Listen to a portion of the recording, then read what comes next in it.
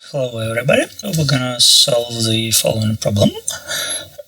So we have x and y being functions of t, and x and y are tied together by the equation y squared plus xy minus 3x equals -6.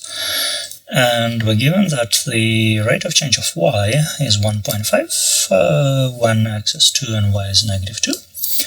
And the goal is to find the rate of change of x.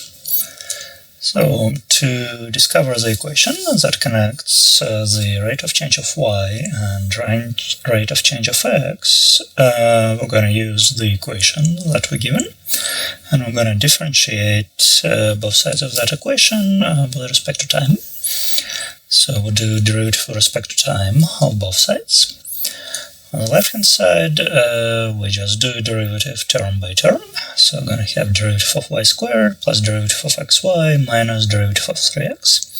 On the right, we're doing derivative of -6, which gives us 0. So then derivative of y squared with respect to time gives us 2y times dy dt. Derivative of x times y is done according to product rule. So we're going to have derivative of x times y plus x times derivative of y. And in the third term, we factor out 3 and then do derivative of x. So, long story short, we have 2y times dy dt plus dx dt times y plus x times dy dt minus 3 dx dt equals 0. So, since we don't really need those parentheses in the middle, we can rewrite the expression in this form.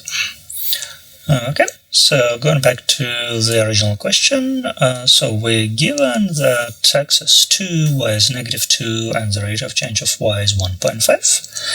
We can put everything that we know into this dynamic equation.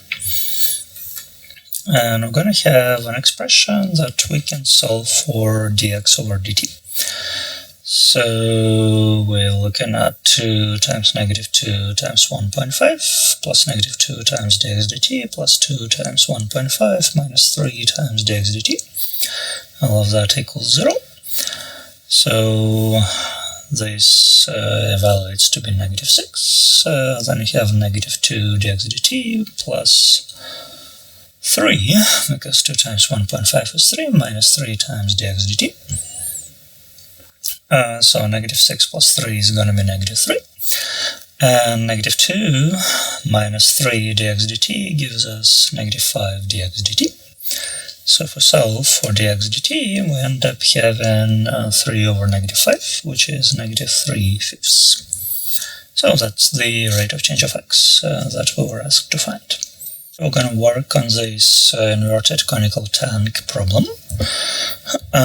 So we have the situation that we have an inverted conical tank, and the water is leaking out of the tank, and at the same time the water is being pumped into the tank.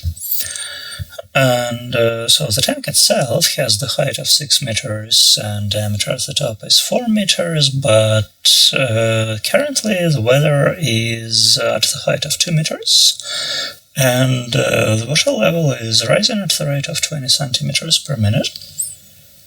So, given all of that, we should be able to figure out the rate at which the water is being pumped into the tank. Okay.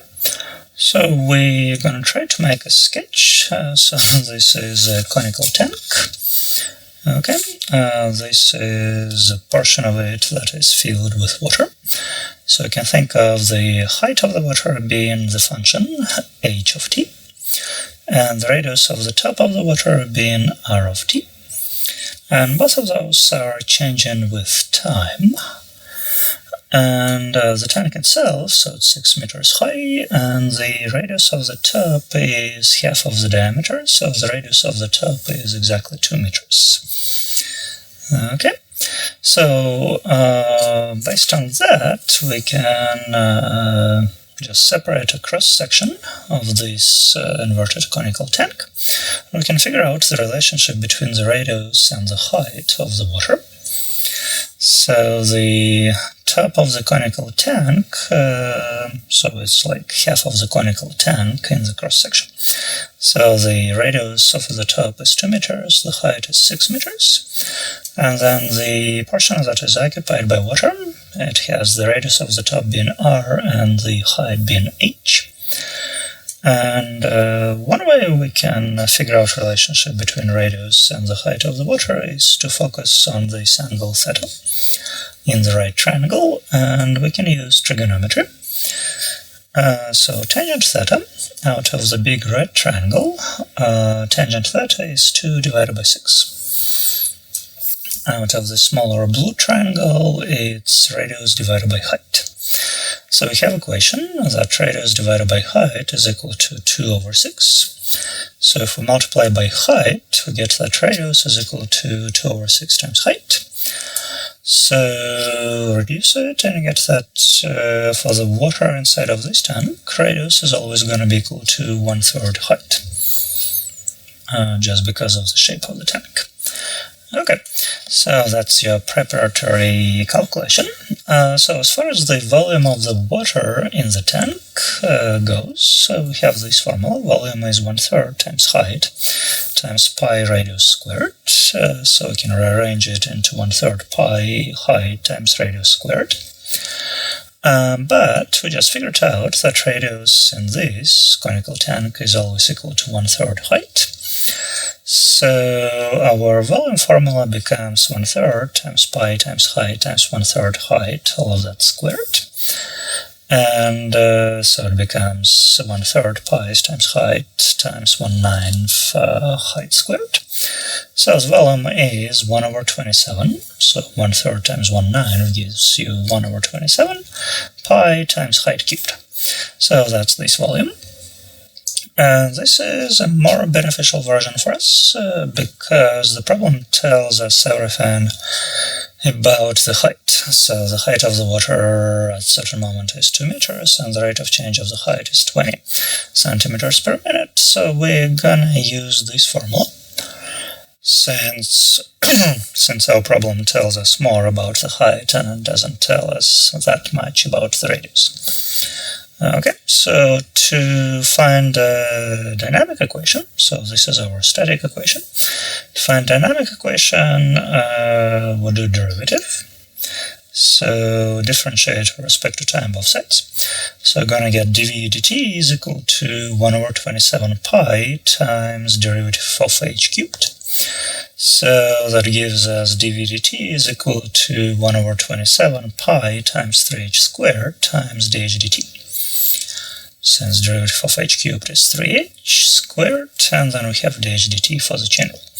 And then 3 times 1 over 27 reduces to 1/9, so this is our dynamic equation. dv over dt is equal to 1 over 9 times pi h squared times dh dt.